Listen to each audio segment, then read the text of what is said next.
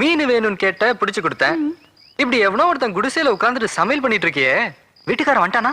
வந்தா என்ன சார், அவனுக்கு ஒரு மீனை வறுத்து கொடுத்துருவேன், சாப்பிட்டு போயிடுவான். அது இருக்கட்டும், மீன் வாசனை எப்படி இருக்கு சார்? சூப்பரா இருக்கு.